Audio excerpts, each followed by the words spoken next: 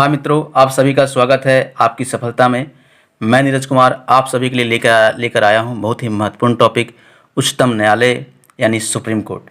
ठीक है, आप लोग जानते हैं कि जो सुप्रीम कोर्ट होता है हमारे पूरे भारत में सबसे उच्च कोटि का न्यायालय होता है। वैसे अगर न्यायालय का क्रमानुसार देखें तो सबसे ऊपर सुप्रीम कोर्ट होता है, फिर हाई कोर्ट होता है। सुप्रीम कोर्ट पूरे भारत में एक होता है, हाई कोर्ट पूरे राज्य में एक होता है। ठीक है, और दूसरा आता है डिस्ट्रिक्ट कोर्ट यानी जिला न्यायालय। जिला न्यायालय भी पूरे जिला में एक होता है। उससे नीचे होता है मुंसिफ न्यायालय। मुंसिफ न्यायालय जो होता है वो एक ज़िले में कई होता है। उसके नीचे होते हैं न्याय पंचायत। न्याय पंचायत जो होते हैं एक गांव में एक ही होते हैं। तो ये क्रमानुसार है न्यायालय का, और सबसे इसमें उच्च कोटि में सुप्रीम कोर्ट आता है। इसी की जानकारी आज प्राप्त करेंगे आज की वीडियो में। इस वीडियो को शुरू से अंत तक देखें ताकि सुप्रीम कोर्ट से संबंधित किसी भी तरह का प्रश्न आपके एग्जाम में ना छूटे। ठीक है, वैसे अगर देखा जाए तो सुप्रीम कोर्ट का स्थापना तो हमारे भारत में आज़ादी के पहले ही हो चुका था, क्योंकि आप जानते हैं कि रेगुलेटिंग एक्ट के तहत 1773 में यह ब्रिटिश सरकार के द्वारा निर्धारित हुआ था कि हमारे भारत में एक सर्वोच्च न्यायालय का स्थापना होगा, और सर्वोच्च न्यायालय का स्थापना कोलकाता में 1774 में हो गया। ठीक है, जिसमें 3 अन्य न्यायाधीश एवं 1 मुख्य न्यायाधीश थे। ठीक है, इसके बाद इसका गठन हमारे भारत में धीरे धीरे आगे बढ़ता गया। वैसे देखा जाए तो हमारे भारत के संविधान के अनुच्छेद 124 में यह प्रावधान दिया गया है कि इसके अनुसार से हमारे भारत में 1 मुख्य न्यायाधीश और 7 अन्य न्यायाधीश होंगे। ठीक है, सुप्रीम कोर्ट का स्थापना हमारे भारत में गणतंत्र होने के साथ ही हो चुका था, यानी 26 जनवरी 1950 को सुप्रीम कोर्ट की स्थापना हमारे भारत में हो चुकी थी। ठीक है, जिसके अनुसार से 1 मुख्य न्यायाधीश और 7 अन्य न्यायाधीश थे। इसके साथ हमारे भारत में संशोधन होते गया, और संशोधन होते होते अगर देखा जाए तो हमारे भारत में वर्तमान में 1 मुख्य न्यायाधीश और 33 अन्य न्यायाधीश हैं। टोटल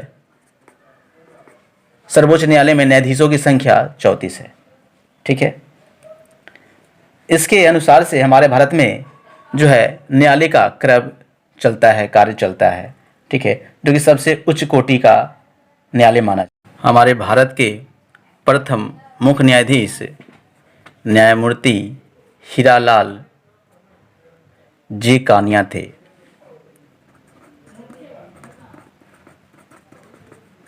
ठीक है, लेकिन वर्तमान में हमारे भारत के जो मुख्य न्यायाधीश हैं वो हैं 47वें।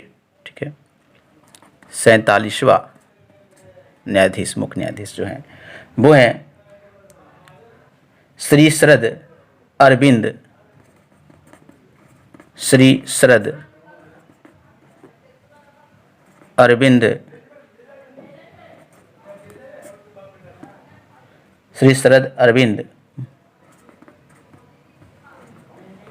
बोबड़े।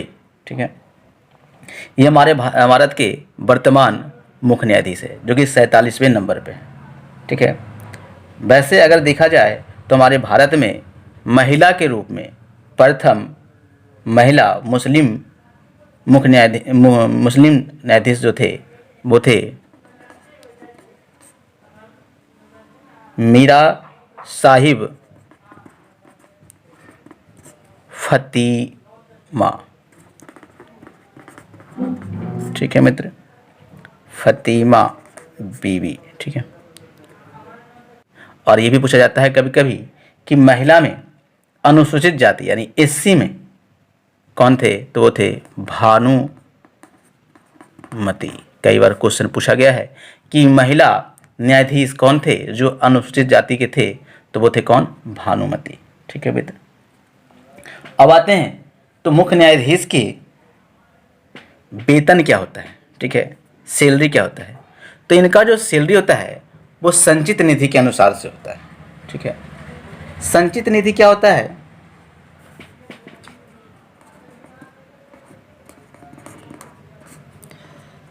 संचित निधि क्या होता है तो बता दूं, संचित निधि वो होता है जो सरकार के पास जो आता है, कर आता है, उसके अनुसार से, उनके अनुसार से जो है मुख्य न्यायाधीश का वेतन मिलता है, ठीक है। जो कि मुख्य न्यायाधीश का वेतन है हमारे भारत में वर्तमान में 2.8 लाख प्रति माह, ठीक है। और अन्य न्यायाधीश का 2.5 लाख प्रति माह इनका वेतन है। वैसे अगर देखिए हाई कोर्ट का, तो हाई कोर्ट का जो वेतन है मुख्य न्यायाधीश का वो है 2.5 लाख और अन्य न्यायाधीश का 2.25 लाख पर मंथ इनका वेतन है, ठीक है। ये हो गया हाई कोर्ट के लिए और ये हो गया सुप्रीम कोर्ट के लिए, ठीक है। ये हो गया मुख्य न्यायाधीश का वेतन, ये हो गया अन्य न्यायाधीश का वेतन, ठीक है मित्र। अब आते हैं तो इनका कार्यकाल कितना वर्ष का होता है, ठीक है। इनका कार्यकाल कितना वर्ष का होता है, तो इनका कोई लिमिट समय का कार्यकाल नहीं है, जैसे कि 5 वर्ष, 2 वर्ष, 3 वर्ष, 6 वर्ष का नहीं है। जैसे कि आपने पिछले वीडियो में देखा कि लोकसभा के, राज्यसभा के जो सदस्य थे उनका कार्यकाल 6 वर्ष, 5 वर्ष का था, ठीक है। जैसे अगर राज्यसभा का देखें तो 6 वर्ष का कार्यकाल होता है, लोकसभा का देखें तो 5 वर्ष का कार्यकाल होता है। लेकिन इनमें कोई लिमिटेशन नहीं है ये कार्य 5 वर्ष ही करेंगे या 6 वर्ष करेंगे, ठीक है। बल्कि इनका लिमिट है, जो सुप्रीम कोर्ट के जो होते हैं न्यायाधीश, उनका 65 वर्ष की आयु के पहले तक वो कार्य कर सकते हैं, ठीक है। और वहीं हाई कोर्ट का अगर न्यायाधीश है तो वो 62 वर्ष की आयु तक अपना कार्य कर सकते हैं, ठीक है। अब इनका क्या होता है, योग्यता क्या होना चाहिए, मुख्य न्यायाधीश बनने का योग्यता क्या होना चाहिए। तो सबसे पहले वह भारत का नागरिक हो, ठीक है मित्र, भारत का नागरिक होना अनिवार्य है। इसके साथ साथ वो कम से कम 5 वर्ष तक किसी हाई कोर्ट में यानी उच्च न्यायालय में, ठीक है, जज के रूप में कार्य कर चुके हो, ठीक है। और इसके अलावा वैसे लोग जो कम से कम 10 वर्ष तक, ठीक है, किसी हाई कोर्ट में वकील के रूप में, न्यायाधीश के रूप में कार्य कर चुके हो लगातार, ठीक है। वैसे इनके अलावा, ठीक है, एक और प्रावधान है न्यायाधीशों के लिए, ठीक है, सुप्रीम कोर्ट में, वो है राष्ट्रपति के द्वारा। अगर राष्ट्रपति की नज़र में कोई व्यक्ति, राष्ट्रपति की नज़र में कोई व्यक्ति क्या हो, विधि का ज्ञाता हो, ठीक है, विधि का ज्ञाता हो, तो वैसे व्यक्ति को भी सर्वोच्च न्यायालय का न्यायाधीश बनाया जा सकता है, ठीक है। किसके द्वारा? राष्ट्रपति के द्वारा, ठीक है मित्र, बिल्कुल। अब आते हैं इनका शपथ। शपथ कौन दिलाता है, ठीक है। तो इनका शपथ जो है वो सबसे पहले तो इनकी नियुक्ति जो है राष्ट्रपति के द्वारा होता है, ठीक है। इनकी नियुक्ति जो होता है वो राष्ट्रपति के द्वारा होता है। और राष्ट्रपति जो होते हैं इनकी नियुक्ति करते हैं, फिर शपथ भी राष्ट्रपति ही दिलाते हैं, ठीक है। लेकिन ये त्यागपत्र वो किनको देंगे? वो भी राष्ट्रपति को ही देंगे, त्यागपत्र भी अपना, ठीक है मित्र। अब आते हैं कि राज्य के अनुसार से, अगर सुप्रीम कोर्ट का तो हो गया, अगर हाई कोर्ट का रहेंगे तो नियुक्ति जो करेंगे वो राष्ट्रपति ही करेंगे, नियुक्ति जो होंगे वो राष्ट्रपति करेंगे, शपथ राज्यपाल दिलाएंगे और त्यागपत्र वो राज्यपाल को ही देंगे। ये हाई कोर्ट के लिए, ठीक है मित्र। वैसे इसमें कई प्रावधान दिया गया है। अगर वैसे इसकी पूरी विवरण देखा जाए तो भारत संविधान के भाग 5 के 4थे अध्याय में इसका विवरण है, जो कि जानकारी हमें अनुच्छेद 124 से 147 तक हमें सर्वोच्च न्यायालय की जानकारी मिलती है। ठीक है, अब आगे आते हैं इसमें कि इसमें क्या क्या प्रावधान आगे किया गया भविष्य में। तो इसमें एक विधि और लाया गया था, ठीक है, जो कि कॉलेजियम, ठीक है, कॉलेजियम विधि आया, कब आया था? 1993 में आया था मित्र। जो कॉलेजियम विधि आया, कॉलेजियम विधि के द्वारा यह हुआ कि इसमें 4 वरिष्ठ न्यायाधीश होते थे, ठीक है,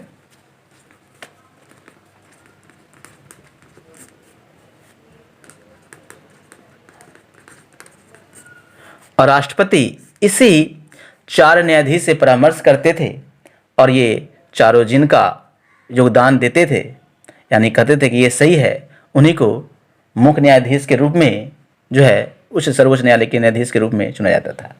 ठीक है, लेकिन इसके बाद एक प्रावधान और आया, जो कि आया राष्ट्रीय न्यायिक नियुक्ति आयोग। ठीक है, इसमें क्या हुआ, इसमें कई विवाद चले। राष्ट्रीय न्यायिक नियुक्ति आयोग के द्वारा कई विवाद चले, लेकिन ये फिर क्या हुआ, ये सफल नहीं माना गया। ठीक है, तो कई ऐसे विवाद आते गए।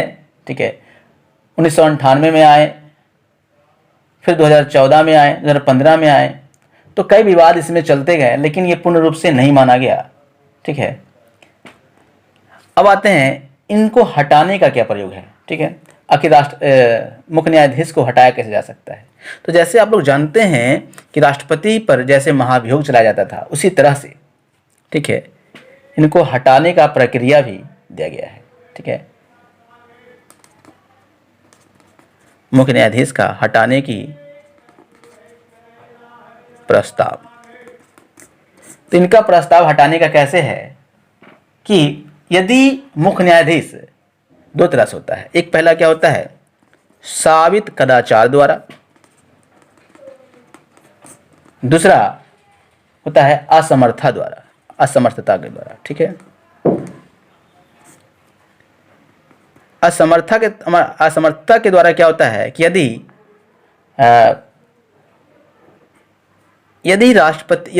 मुख्य न्यायाधीश जो होते हैं वो अपने कार्य में असमर्थ हैं, तो अपने पद से वो हट सकते हैं राष्ट्रपति को अपना त्यागपत्र देकर।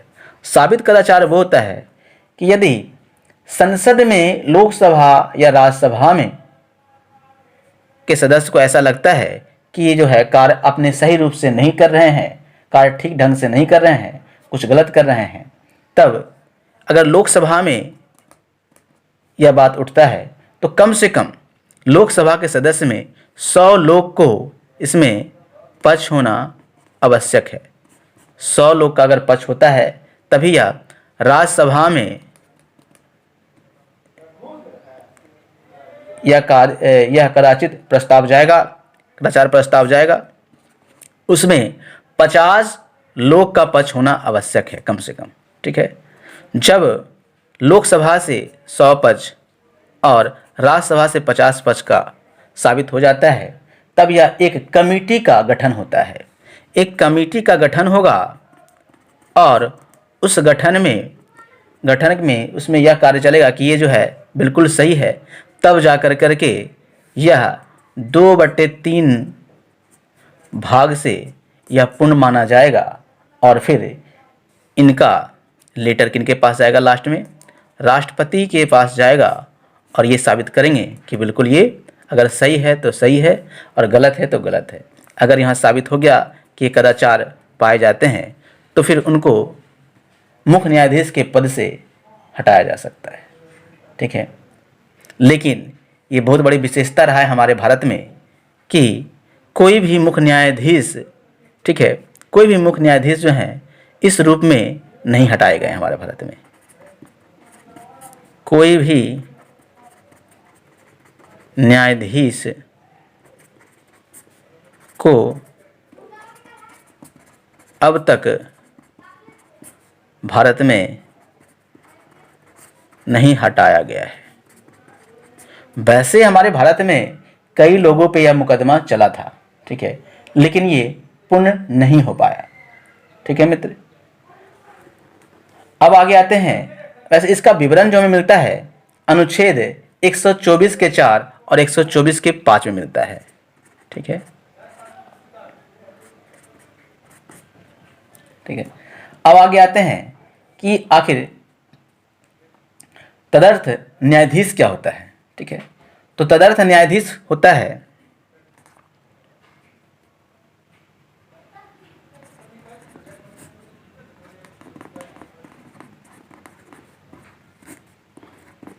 तदर्थ न्यायाधीश क्या होता है? तो तदर्थ न्यायाधीश वो होते हैं जो कि गण्य पूर्ति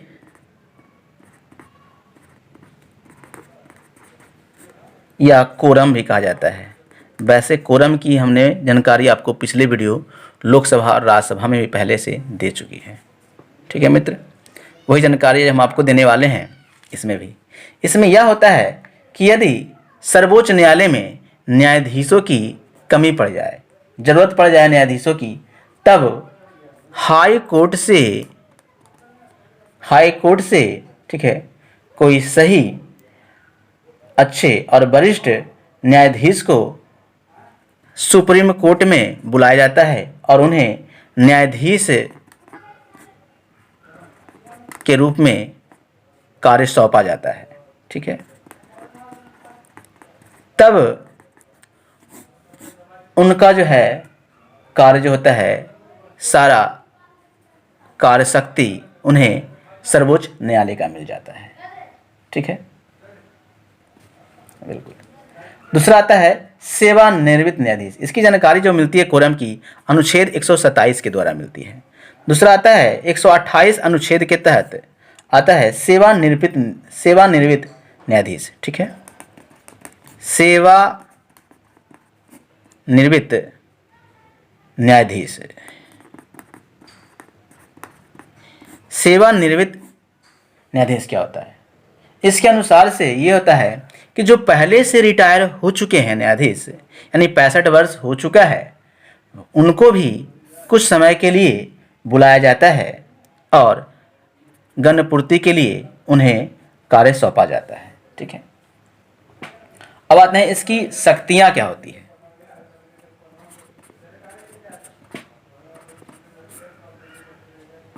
तो इसकी शक्तियां क्या है सुप्रीम कोर्ट के न्यायाधीशों की? तो कई शक्तियां हैं।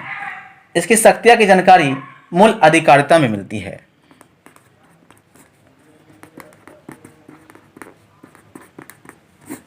मूल अधिकारिता में हमें सर्वोच्च न्यायालय की न्यायाधीशों की शक्तियां मिलती है, जो कि अनुच्छेद 131 के तहत है। ठीक है, यदि किसी राज्य और भारत के साथ मतभेद होता है, इस तरह का कार्य सर्वोच्च न्यायालय में ही सुलझाया जाएगा। ठीक है, यदि राज्यों का समूह और भारत के द्वारा कोई मतभेद हो, इसका भी कार्य कहाँ होगा? सुप्रीम कोर्ट में ही सुनवाई होगा। यदि कई राज्यों का पक्ष हो और इनके साथ भारत का मतभेद हो, साथ ही भारत का कोई राज्य भी इनके साथ कार्य कर रहे हो, इनके पक्ष में हो, फिर भी इस तरह का कार्य सुप्रीम कोर्ट में ही चलेगा। ठीक है, इस तरह का मतभेद का कार्य कहाँ चलेगा? सुप्रीम कोर्ट में ही चलेगा। लेकिन नदी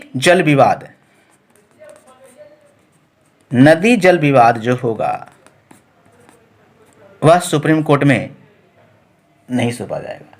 लेकिन किसी राज्य और राज्य, ठीक है, राज्य और राज्य के बीच में नदी जल विवाद हो, उसका कार्य, उसका मतभेद ठीक है, उसका मतभेद का निपटारा कहाँ होगा? सुप्रीम कोर्ट में ही होगा। ठीक है, तो ऐसे ही कई प्रावधान हमारे सुप्रीम कोर्ट को मिला है, कई शक्तियाँ मिला है। ठीक है, यही आज का वीडियो था आपके लिए सुप्रीम कोर्ट से संबंधित, उच्चतम न्यायालय से संबंधित। अगर आपको ये वीडियो अच्छा लगा तो लाइक करें, शेयर करें और कमेंट करें, और अपने दोस्तों को भी बताएं कि वो इस वीडियो को देखें, और आने वाले एग्ज़ाम में किसी भी तरह का क्वेश्चन यदि आए सुप्रीम कोर्ट से संबंधित तो अपने प्रश्न को बना कर आए। जी धन्यवाद।